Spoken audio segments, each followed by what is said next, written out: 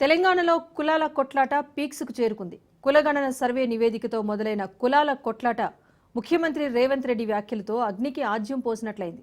Modi BC కాదు, converted BC అన్నారు. 2002 వరకు ఉన్నత వర్గాల్లో మోదీ ఉండేవారని అన్నారు. మోదీ సీఎం అయ్యాక ఆయన కులాన్ని బీసీలో కలిపారని అన్నారు రేవంత్.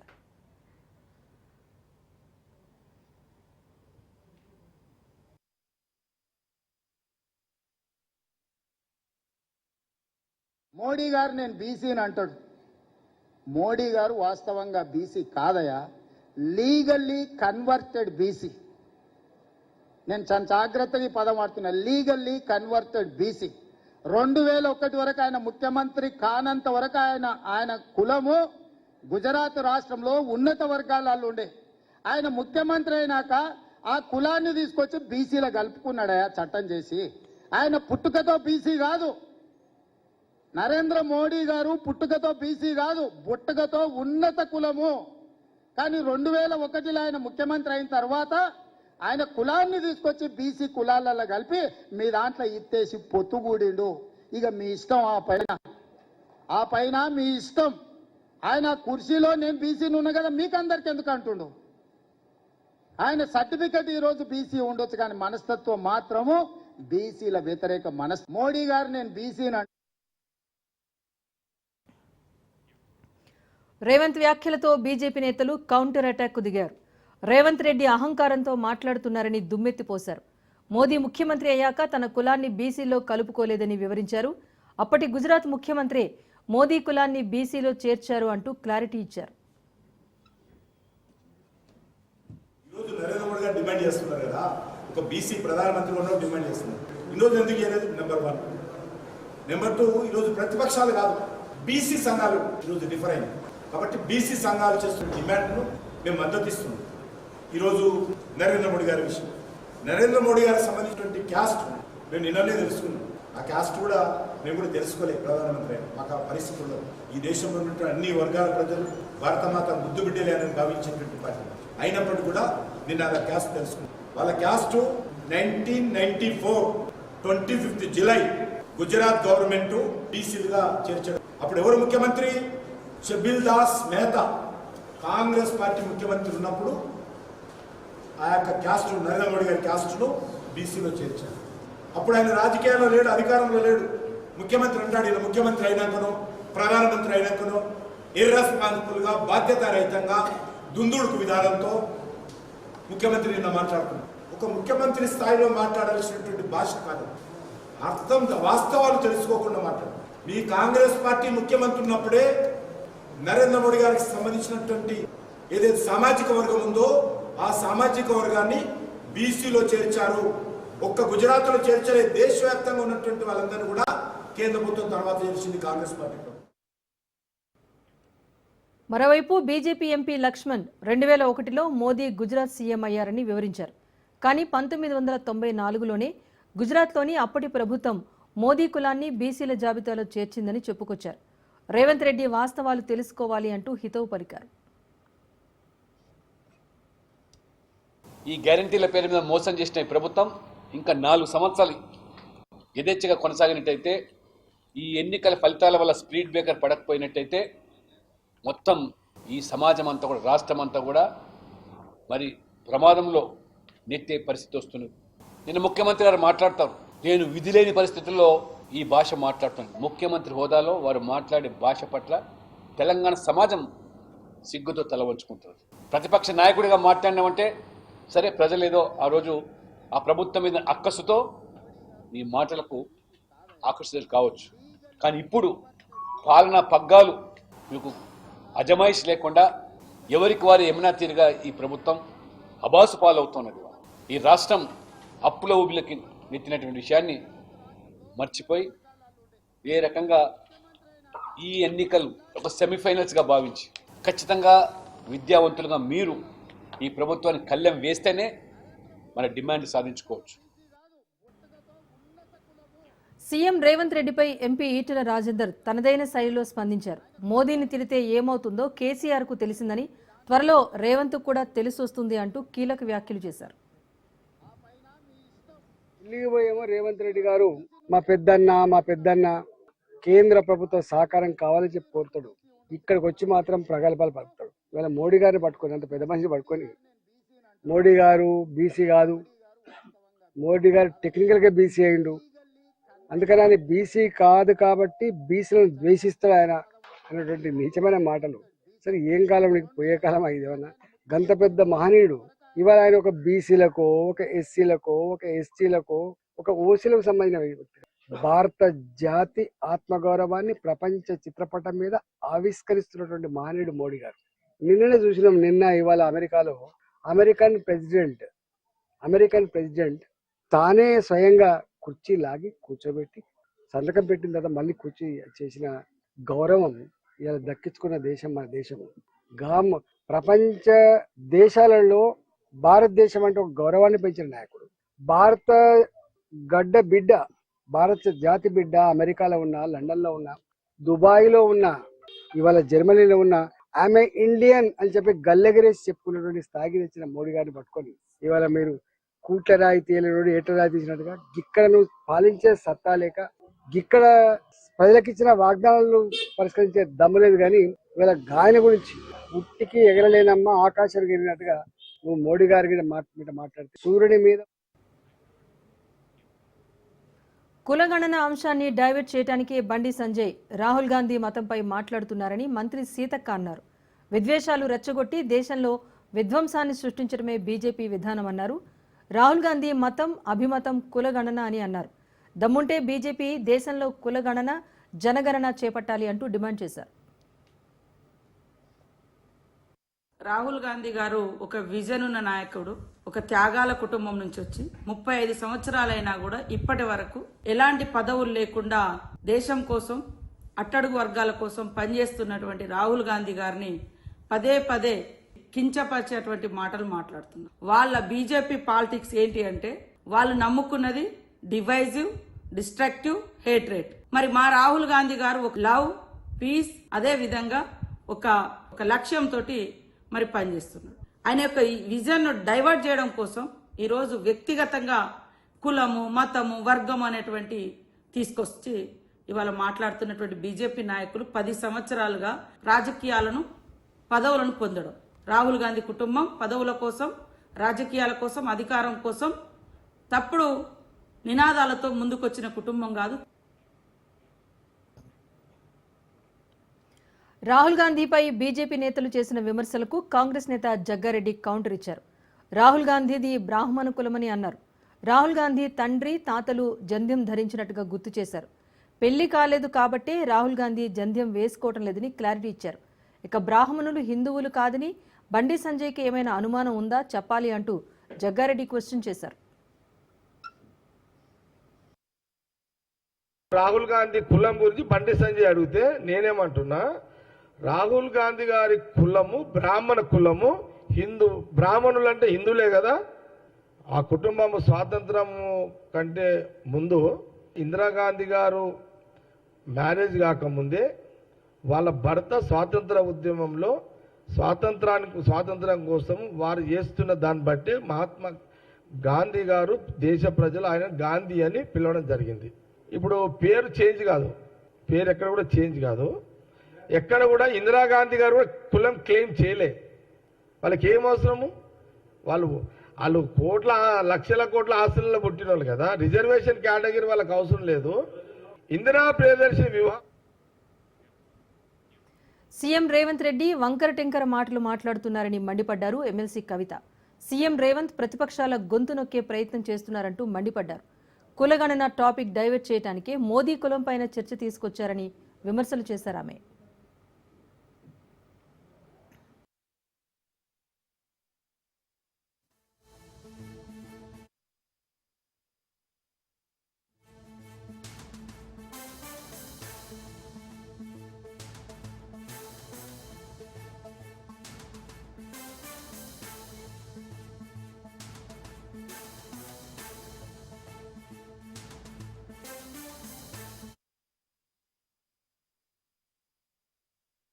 ఏ మాట చెప్పినా, ఏ కార్యక్రమమైనా, ఏ అంశమైనా ముఖ్యమంత్రి గారు వంకర టింకర మాటలు మాట్లాడి ఆగం చేసుడు తప్పితే ఎప్పుడు కూడా దేనికి పరిష్కారం చూపించినటువంటి పాపన ఓలేదు. అంటే ఆ మాట పక్కకు పోగొట్టాలి అని చెప్పి ఆయన ఏం చేస్తాడు ముఖ్యమంత్రి గారు అంటే మోడీ గారు బీసీయా కాదా అనే చర్చ మొదలుపెట్టింది. ఆయన మోడీ గారి మీద మాట్లాడంగానే ఇటుపక్క బండి సంజయ్ గారు మరి రాహుల్ గాంధీ ఏ మతం అని ఈయన మొదలుపెట్టిండు. అంటే ఏంటంటే ఈయన ఆయనని తిడతాడు, ఆయన ఈయనని తిడతాడు, మధ్యలో మాత్రం వీళ్ళిద్దరు కలిసి ప్రజలను పట్టించుకునే పరిస్థితి లేదు.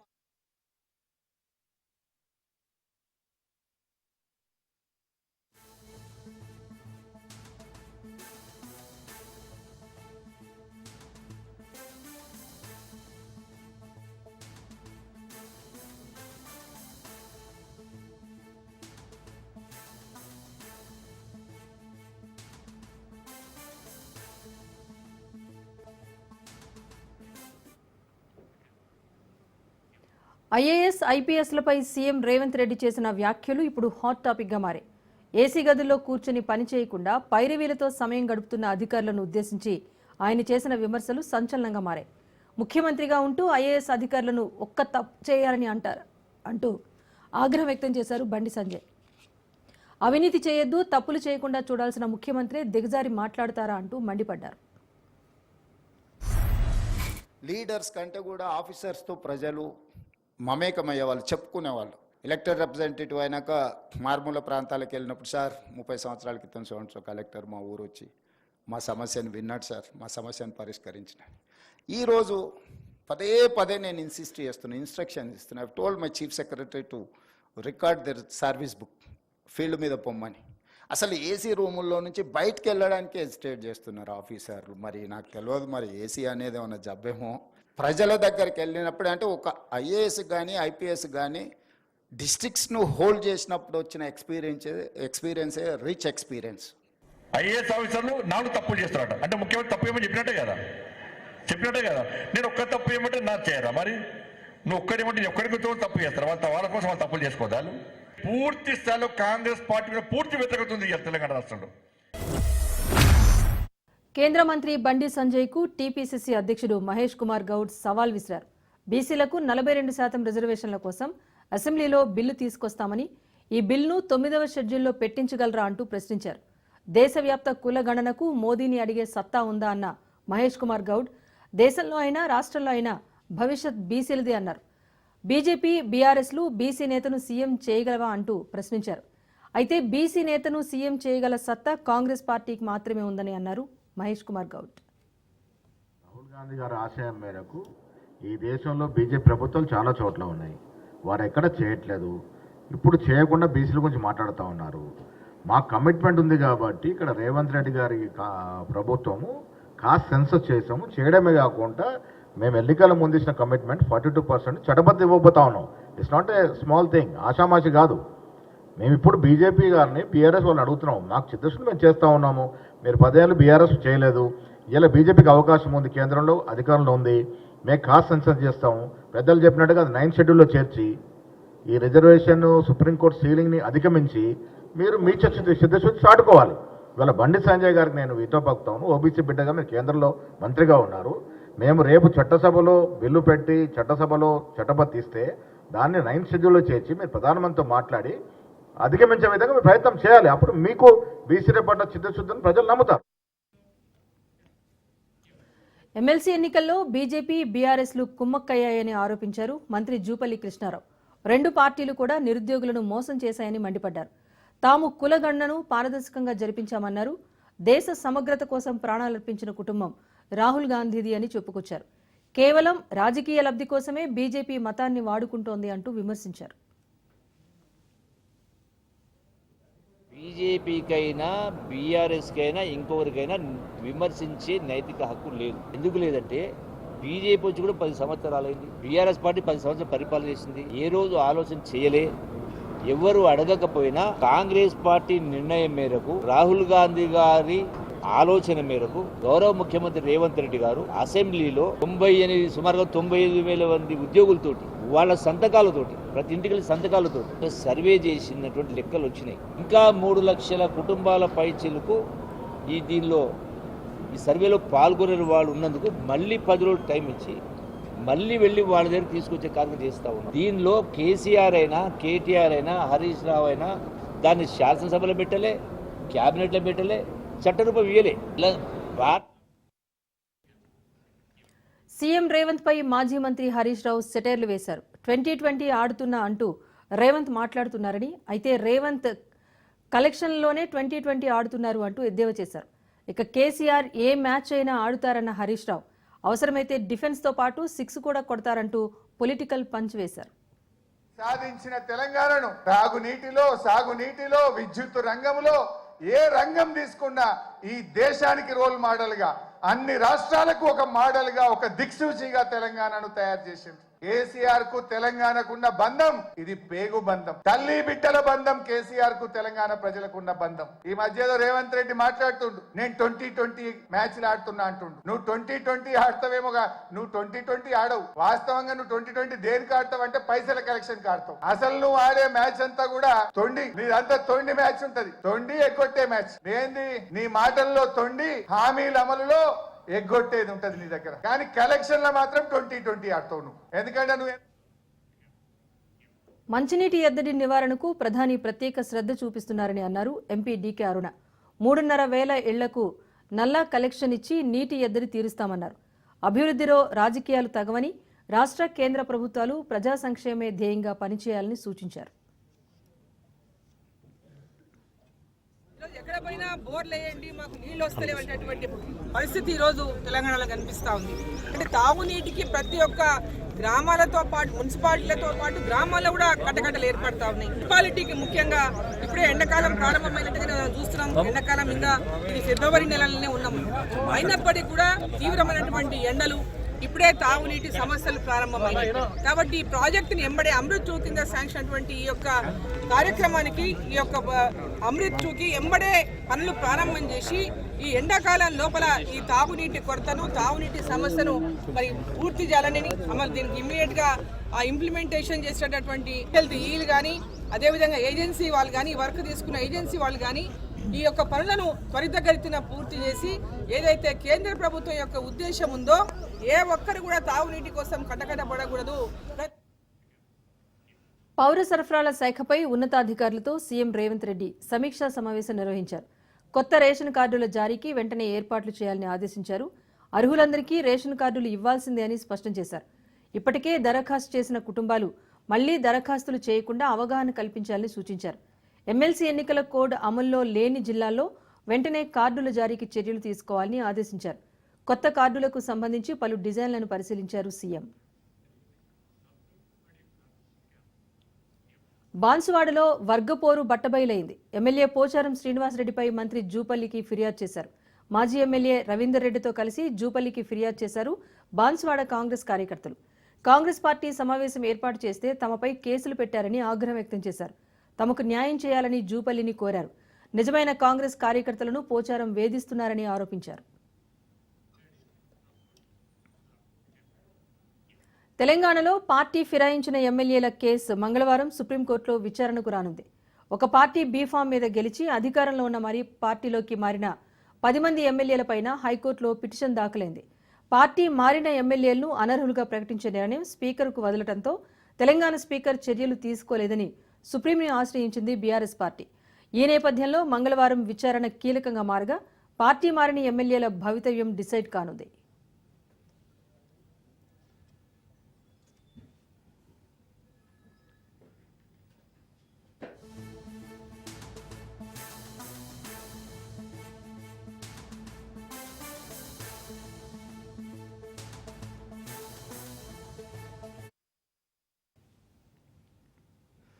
హైదరాబాద్ తెలంగాణ భవన్లో కేసీఆర్ బర్త్డే వేడుకలు ఘనంగా జరిగాయి.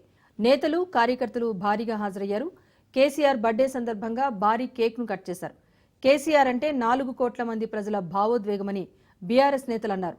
తెలంగాణ ప్రజలందరికీ కేసీఆర్ హీరో అని కొనియాడారు.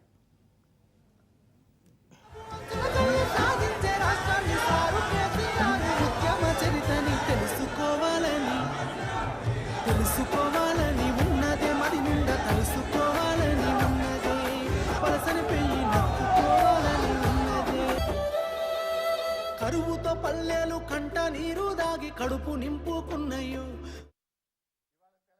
వచ్చిందంటే అది కేసీఆర్ గారి మొండి పట్టుదల, ధైర్యం, ఆయన పోరాటం వల్ల ఇవాళ తెలంగాణ వచ్చింది. నవంబర్ 29, 2009 ఇది ఇవాళ ఫిబ్రవరి 17 మనకు ఎంత ముఖ్యమో నవంబర్ 29 కూడా చరిత్ర పుటల్లో అంతే ముఖ్యమైన దినం.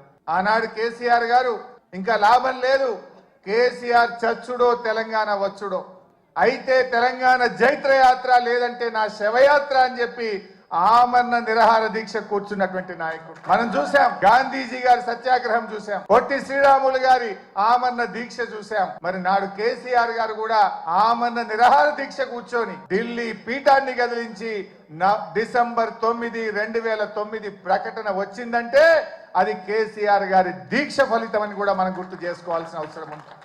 నిజంగా ఆయన ఆ రోజు దీక్ష పూనుకోకపోతే ఇవాళ తెలంగాణ ప్రకటన వచ్చేదా? ఎవడెవడో ఏదో మాట్లాడుతున్నాడు. ఆ రోజు చిదంబరం గారు నాకు బాగా గుర్తు, కేటీఆర్ గారు, మా మధుసూనాచారి గారు, జయశంకర్ గారు అందరం కూడా అక్కడే ఉండేవాళ్ళం. చిదంబరం గారు ఫోన్ చేసి ఢిల్లీ నుంచి కేసీఆర్ గారు దీక్ష విరమించండి, మేము తెలంగాణ ప్రక్రియ ప్రారంభిస్తామన్నారు. మీ మాటలకు మేము మోసపోం. మీరు స్పష్టంగా ఢిల్లీ నుంచి తెలంగాణ రాష్ట్ర ఏర్పాటు ప్రక్రియ ప్రారంభిస్తున్నామని స్పష్టమైన ప్రకటన కేంద్ర ప్రభుత్వం నుంచి చెప్తే తప్ప నా దీక్ష విరమించను అని చెప్పి కేసీఆర్ గారు చెప్పింది. అప్పటికి 11 రోజులైంది. మనిషి ఆ మంచం మీద నుంచి ఒక్కొక్కసారి వణుకుతో దాదాపు ½ ఫీట్ ఎగురుతా ఉండే బాడీ. తన కంట్రోల్లో తాను లేదు, కానీ ఆ పట్టుదల మాత్రం సడలేదు. మా కళ్ళల్లో నీళ్లు తిరుగుతున్నాయి, ఎంతో బాధపడ్డాం.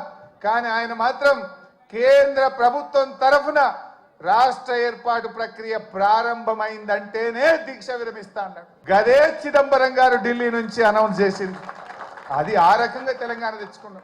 గౌరవ తెలంగాణ జాతిపిత నా ఒక్కడికే కాదు మీ అందరికీ కూడా బాపు పెద్దలు కేసీఆర్ గారి జన్మదినాన్ని పురస్కరించుకొని, సాధారణంగా ఒక బిడ్డకు తన తండ్రి తల్లి అంటే గొప్ప హీరో వర్షిప్ ఉంటది. మా నాయన హీరో అనుకుంటారు ఎవరైనా, కానీ కేసీఆర్ గారి కడుపున పుట్టిన బిడ్డగా నిజంగా నా పూర్వజన్మ సుకృతం, నా అదృష్టం. ఎందుకంటే మా నాన్న నా ఒక్కడికే హీరో కాదు, మా నాన్న మొత్తం తెలంగాణ జాతికి హీరో, 4 కోట్ల తెలంగాణ ప్రజలకు హీరో. తెలంగాణకు విముక్తి కల్పించిన ఒక మహానుభావుడు, ఒక కారణ జన్ముడు కడుపున నేను పుట్టడం నా అదృష్టంగా భావిస్తా ఉన్నా. నిజంగా అప్పుడప్పుడు ఇప్పుడే పెద్దలు చెప్తా ఉంటే కొన్ని సినిమా రీల్ లాగా మనసులో తిరుగుతా ఉండే. వారు చెప్తున్న కొన్ని మాటలు, కేసీఆర్ గారు ఉద్యమానికి నడుం బిగించినాడు, ఎన్ని ప్రతికూల పరిస్థితులు, ఎన్ని ఇబ్బందికరమైన పరిస్థితులు ఇప్పుడే పెద్దలు మధుసూనాచారి గారు చెప్పినారు. మీడియా పవర్ లేదు, మనీ పవర్ లేదు, మజిల్ పవర్ లేదు, కుల బలం లేదు, ఉన్నదల్లా ఒక్కటే గుండె బలం, జనబలం. దానితోనే ఆనాడు 25 సంవత్సరాల కిందట పార్టీని పెట్టిన తర్వాత ఎన్ని దెబ్బలు, ఎన్ని అవమానాలు, ఎన్ని రకాల ప్రతికూల ఫలితాలు ఇప్పుడే హరీష్ రావు గారు మేము వివరంగా చెప్పినారు. ఇవన్నీ ఎదుర్కొని ఇంకొకరు బతికి బట్టగట్టాలంటే ఈ రోజున్న రాజకీయాల్లో సామాన్యమైన విషయం కాదు. కానీ తాను తెలంగాణ అనే స్వప్నాన్ని తెలంగాణ ప్రజల తరపున స్వప్నించి ఒక కలగని, ఆ తర్వాత 25 సంవత్సరాలుగా ఈ రాష్ట్ర రాజకీయాన్ని శాసించి అల్టిమేట్ గా తావు నోట్లో తలబెట్టి తెలంగాణను సాధించిన కారణ జన్ముడు మన నాయకుడు కేసీఆర్ గారు అనడంలో రెండో ఆలోచన ఎవరికి కూడా లేదు. ఇవాళ మనందరి లక్ష్యం ఒకటే కావాలి, కేసీఆర్ గారికి దీవెనలు ఇవ్వడంతో పాటుగా, కేసీఆర్ గారికి మీ ఆశీర్వాదాలు ఇవ్వడంతో పాటుగా మనందరి లక్ష్యం ఒకటే కావాలి. గత 14-15 నెలలుగా రాష్ట్రంలోని ఏ మూలకి పోయినా, ఏ ఊరికి పోయినా, ఏ పట్టణానికి పోయినా, ఏ మనిషిని ఒకసారి ఇట్లా కదిపినా, ఆటో డ్రైవర్ కావచ్చు, రైతన్న కావచ్చు, ఒక తమ్ముడు కావచ్చు, ఒక చెల్లె కావచ్చు, ఒక ఆడబిడ్డ కావచ్చు, ఎవ్వలను కదిపినా ఇవాళ ఒకటే మాట వినబడుతున్నది, మళ్ళీ కేసీఆర్ రావాలే, కేసీఆర్ గారు తిరిగి రాష్ట్ర ముఖ్యమంత్రి కావాలే అనే ఒకటే మాట వినబడతా ఉన్నది. అందరం 60 లక్షల మంది గులాబీ దండు, ఆయన కుటుంబ సభ్యులందరం కూడా కలిసిమెలిసి గట్టిగా పనిచేద్దాం, ఒకటే లక్ష్యంతో ముందుకు పోదాం. రెండో ఆలోచన లేకుండా, రెండో అభిప్రాయమే లేకుండా అందరం కూడా ఆ మహానుభావుడికి ఇచ్చే కానుక, ఆయనకు మనం ఇచ్చే బర్త్డే గిఫ్ట్ ఖచ్చితంగా మళ్ళీ తిరిగి తెలంగాణ అనే పసిగుడ్డును తండ్రి చేతిలో పెట్టడమే మనం ఇచ్చే గిఫ్ట్ అవుతుందని చెప్పి మళ్ళొకసారి మీ అందరికి కూడా గుర్తు చేస్తూ, ఈ జీవితానికి తెలంగాణ సాధించడం ఒక్కటే లక్ష్యం అనేటువంటి ఆలోచనతో బయలుదేరిన మహాయోధుడు, మన నాయకుడు, మన కేసీఆర్ అనేటువంటి విషయాన్ని ఈ సందర్భంగా మీ అందరికి గుర్తు చేస్తా ఉన్నా. 1 సంవత్సర కాలంలో తన పాలన నైపుణ్యంతో భారతదేశం యావత్తు మన వైపు చూసేటువంటి పరిస్థితి కల్పించినటువంటి నాయకుడు మన నాయకుడైనటువంటి కేసీఆర్ అనేటువంటి విషయాన్ని మనవి చేస్తా ఉన్నాం. కేసీఆర్ అంటే ఆలోచన, కేసీఆర్ అంటే ఆత్మవిశ్వాసం, కేసీఆర్ అంటే తిరుపతిలో కుంభ్ ఆఫ్ టెంపుల్స్ నిర్వహించడాన్ని ఆహ్వానిస్తున్నామన్నారు సీఎం చంద్రబాబు. మొదటి కుంభ్ ఆఫ్ టెంపుల్స్ కాశీలో నిర్వహించారన్నారు. తాము దేవాలయాల నిర్వహణ, టెంపుల్ టూరిజం పైన చర్చించామన్నారు. అనంతరం భారత్ 2047 నాటికి ప్రపంచంలో మొదటి ఆర్థిక శక్తిగా ఎదుగుతుందని సీఎం చంద్రబాబు పేర్కొన్నారు. Mahakumbh Mela is going on in a big way. 55 crore people have taken holy dip in Ganga. Unique experience for all of us. This ITCX has had a first convention Kasi. Naturally, they have to come to Tirupati. That's where they came to Tirupati. It is a natural destination for anybody to come to Tirupati. I am very happy. I invite all of you again. Unites nearly 1581 temples from 17 countries. Not only India, that is the power of temples future also. I don't have any doubt. This is a great legacy inherited by India and all of us. This will go globally. Now we are talking 2025. Every family should have one AI professional. Recently one survey, global survey they conducted. IT, especially AI utilization. రాజకీయాల్లోకి re entry వార్తలపై స్పందించారు మాజీ MP Kesineni Nani. ఏడాది జనవరి 10న రాజకీయాల నుంచి తప్పుకుంటున్నట్లు అధికారికంగా ప్రకటించారన్నారు. ఆ నిర్ణయం మారదని అన్నారు. అయితే ప్రజలకు సేవ చేయడానికి రాజకీయాల్లోనే ఉండాల్సిన అవసరం లేదంటూ చెప్పుకొచ్చారు. విజయవాడ పార్లమెంట్ నియోజకవర్గ ప్రజల సంక్షేమం కోసం నిరంతరం కృషి చేస్తాను అని కేశినేని నాని ట్వీట్ చేశారు.